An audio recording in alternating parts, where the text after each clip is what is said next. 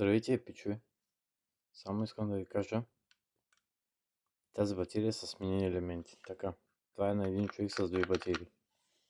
Така, втората му батерия се оказа, че е само за баланс. Вижте за какво става дума.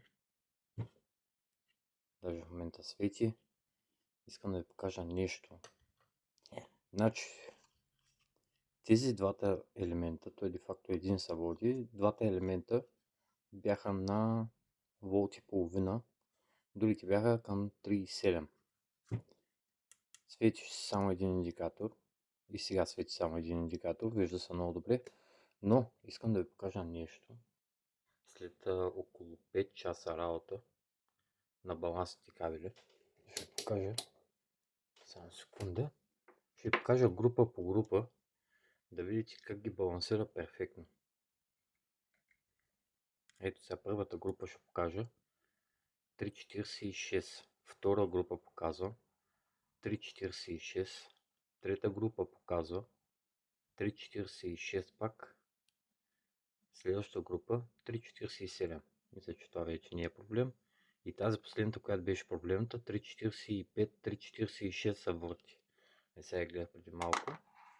Сега тази не щеше на зарядно. Сега ще махна. Направо мога го направя на клип. Ще махна балансните кабели. Добре де. Мръсната стойка ми се базика с мене. Така. Ето вече изпилка и много е удобен. Не съм много е удобен. Някакво да си кривя душата. Тия парите са му удобни. Само секунда. На бързичко ще ги опрем. Даже ще я затворим и ще я сложа на зарядно пред вас. Че те не се вижда хубаво. Не знам къде ми е функцията за заключване на екрана. Така. И гледам да ни допираме двата кабела, които нали. Все пак още потича някакъв ток. Припляскал ме няколко пъти в ръката. Айде.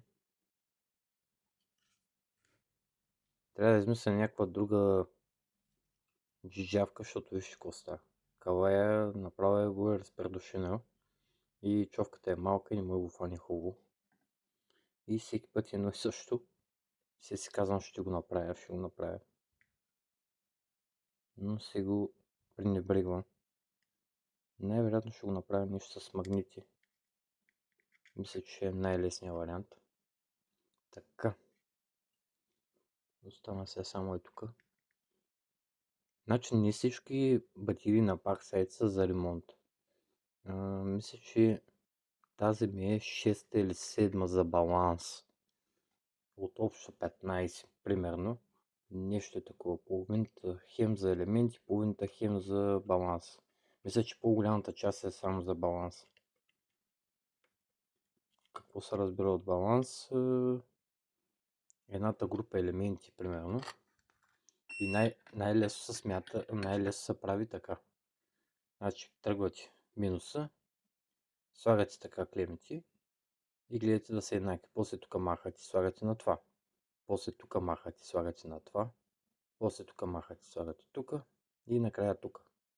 И гледате всичките елементи да са равни. Ако не видите така лесно, слагате тук на всеки елемент, тук на всеки елемент, тук на всеки елемент и гледате да са наравни. Ако мислите, че това е проблема, вече може да се свържи да кажете само за един баланс, примерно. Така.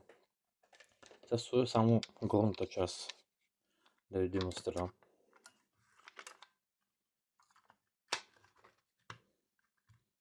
Да ви демонстрирам, че ще тръгне. Да се надявам, че ще тръгне.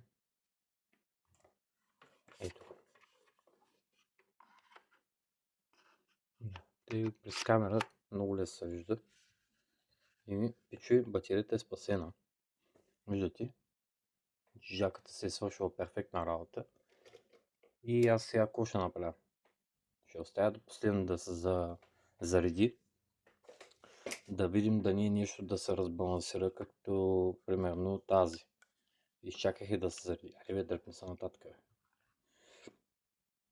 До край се зареди, което е супер. това само му е марадба, значи тази батерия се е получила. И сега вече оставям тази да се зареди до максимално. Така. Това иска да ви обясня, пичуи. Дано да сте ме разбрали какво искам да ви кажа. Поялнището е перфектно просто. Ето е стойката, поялнището, точковото. Малко ми е тесничко, но справям се. Самичък съм и пак ме крадат. Всеки път се търся някакъв инструмент, пък то било до ръцете ми. Както те няма значение. Еми, пичуи, надявам се да ви хареса този клип. Долу-горе как ви обяснявам. И очаквайте скоро клипчета. И не забравяйте в тулата да се регистрирате. Стана ми 300, още 200, още колко? Още малко 700 абоната и пускам гилове. Гилове чака. Ама вие явно нямате желание. Гилове не е само за пак сайт батерията, вече по желание. Айде, до скоро. Чао, чао.